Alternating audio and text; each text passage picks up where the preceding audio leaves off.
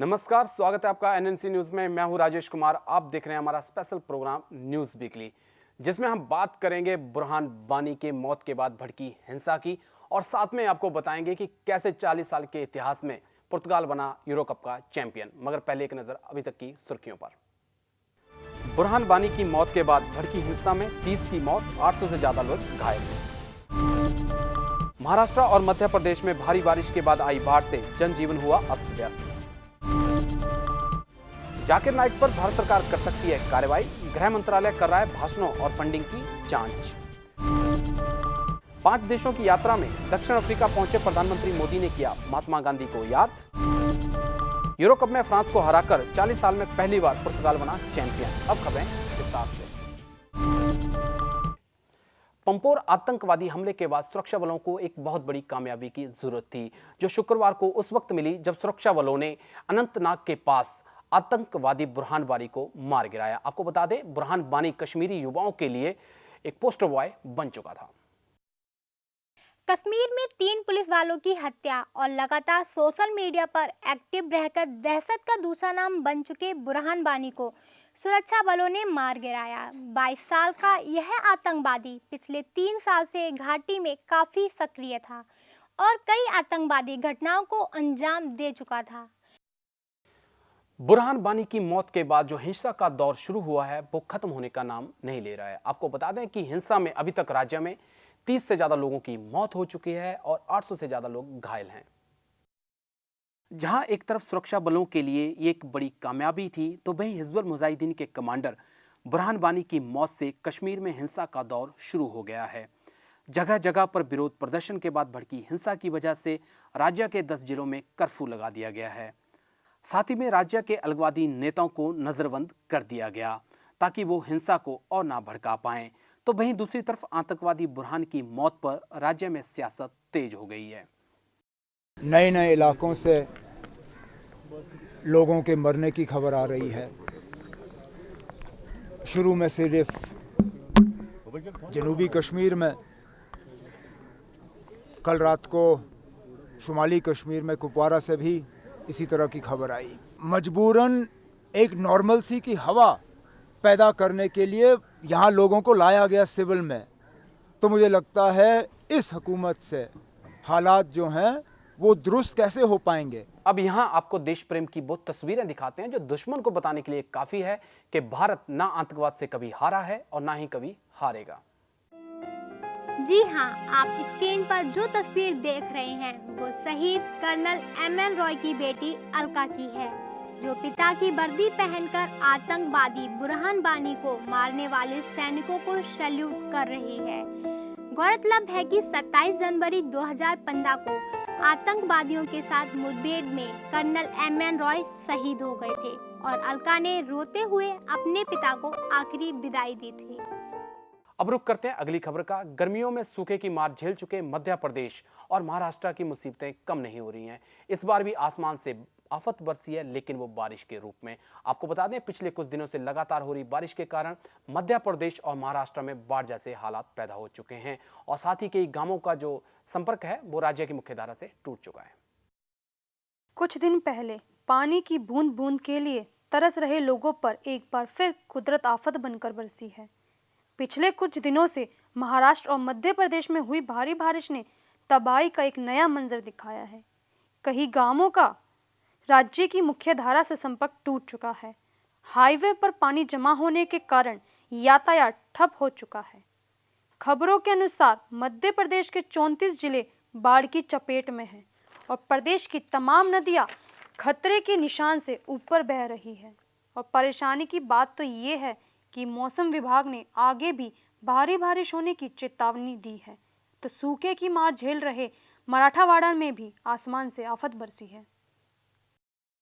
आसमान से बरसी इस आफत के बाद देखते हैं प्रदेश के मुख्यमंत्री शिवराज सिंह चौहान का क्या कहना है। मैं खुद निकला हूँ, परिस्थितियां विकट है, लेकिन हम इसमें से रास्ता निकाल रहे हैं। हमारी पहली ड्यूटी है जनता की जान को बचाना, जिंदगी बचाना।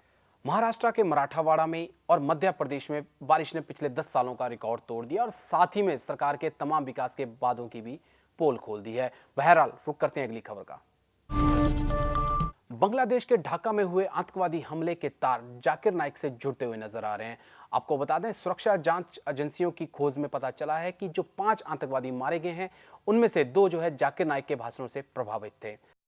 आपको बता दें कि जाकिर नाइक मुंबई में स्थित इस्लामिक रिसर्च फाउंडेशन के संस्थापक हैं और ऐसा माना जाता है कि इनके विचार दूसरे धर्म के प्रति नफरत फैलाने का काम करते हैं।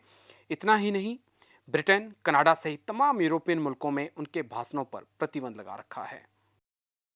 If he is terrorizing the terrorist, if he is terrorizing America, the terrorist, biggest terrorist, I'm with him. Every Muslim should be a terrorist. The thing is that if he is terrorizing a terrorist, he is following Islam. If the statue is their property, if they come and do something in any other country, then you can object. They are doing in their country, it is their property. If they like it, they'll keep it. If they want to destroy, they'll destroy it. Suicide bombing, suicide killing with guidance of the Quran and Sunnah. As a last resort, it can be used. Bangladesh से ऐसी खबरें मिलने के बाद भारत सरकार भी action में आ गई है। केंद्रीय गृह राज्य मंत्री किरण रिजिजू का कहना है कि जल्द ही उचित कार्रवाई की जाएगी। केंद्रीय सरकार के एक्शन में आने के बाद भाजपा की राज्य सरकार भी हरकत में आ गई है। मुख्यमंत्री फडणवीस ने मुंबई पुलिस आयुक्त को बुलाकर जाकिर नाइक मामले की जांच कर रिपोर्ट सौंपने को कहा है। जाकिर नाइक की केसेस का हम लोगों ने कॉग्निजेंस लिया है और इस संबंध में आवश्यक निर्देश जारी किए गए हैं। उनकी स्पीचेज और उनकी जो सीडीज हैं उनकी स्पीचेज को प्रॉपर्ली एग्जामिन किया जा रहा है। जो जस्टिफाइड होगा वह किया जाएगा और इतना मैं आश्वस्त करना चाहता हूं कि जहां तक भारत सरकार का प्रश्न है, टेररिज्म से किसी भी सूरत में हम लोग कॉम्प्रोमाइज नहीं करेंगे। सऊदी अरब की यात्रा पर गए जाकिर नाइक के भाषणों के साथ साथ उनकी फंडिंग की भी जांच की जा रही है। आपको बता दें कि मंगलवार को जाकिर नाइक को सऊदी अरब से लौटना था, मगर वो लौटकर नहीं आए। 4 अफ्रीकी देशों की यात्रा पर गए प्रधानमंत्री मोदी जब दक्षिण अफ्रीका पहुंचे तो उन्होंने उसी ट्रेन में सफर किया जिसमें कई साल पहले महात्मा गांधी ने सफर किया था। यात्रा के बाद प्रधानमंत्री मोदी ने कहा कि दक्षिण अफ्रीका ही वो जगह है जिसने मोहनदास करमचंद गांधी को महात्मा गांधी बनाया। अफ्रीका के 4 देशों की यात्रा पर निकले प्रधानमंत्री नरेंद्र मोदी जहां जहां भी गए उनका बड़े जोश के साथ स्वागत हुआ, मगर उस समय वक्त कुछ थम सा गया जब प्रधानमंत्री नरेंद्र मोदी ने पैट्रिक रेलवे स्टेशन से पीटर्सबर्ग तक की यात्रा की। आपको बता दें कि वर्ष 1893 की 7 जून को जब गांधी डरबन से प्रिटोरिया जा रहे थे तो उन्हें एक अंग्रेज ने धक्का देकर तृतीय श्रेणी के डब्बे में जाने को कहा था। यहीं से गांधी जी का राजनीतिक सफर शुरू हुआ था। यात्रा के बाद मोदी ने कहा, व्यक्तिगत रूप से मेरे लिए यह यात्रा धरती पर अवतरित होने वाले 2 महान आत्माओं महात्मा गांधी और नेल्सन मंडेला को एक श्रद्धांजलि है। दक्षिण अफ्रीका में जहां प्रधानमंत्री मोदी ने कई समझौतों पर हस्ताक्षर किए, साथ ही में दक्षिण अफ्रीका को न्यूक्लियर सप्लायर ग्रुप में सदस्यता में सहयोग देने के लिए धन्यवाद भी कहा। President Zuma and I also agreed on the need to work more closely on international issues and emerging global challenges. I thank the President for South Africa's support to India's membership of the Nuclear Suppliers Group. बहरहाल रुक करते हैं अगली खबर का। 1 महीने तक चले यूरो कप में इस बार एक नया चैंपियन उभर कर आया है। आपको बता दें कि इस बार का चैंपियन पुर्तगाल है, जिसने मेजबान फ्रांस को 1-0 से हराकर खिताबी मुकाबले पर कब्जा किया। यूं तो फुटबॉल का इतिहास काफी पुराना है, मगर जब बात यूरो कप की आती है तो यूरोप के देशों के बीच इस खेल के प्रति दीवानगी और प्यार साफ झलकता है। मगर इस बार के यूरो कप ने एक नया चैंपियन दिया है। 1921 से फुटबॉल के रहे पुर्तगाल का सामना इस बार मेजबान फ्रांस से था, जो 56 साल से कभी भी अपनी धरती पर नहीं हारा था।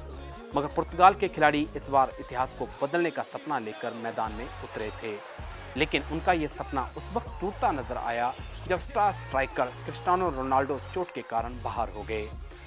मैच के 79वें मिनट में सब्स्टिट्यूट के तौर पर उतरे एडर ने गोल कर नया इतिहास रच दिया। अब तक की खबरों में बस इतना ही। सप्ताह भर की बड़ी खबरों के लिए देखते रहिए न्यूज़ वीकली। नमस्कार।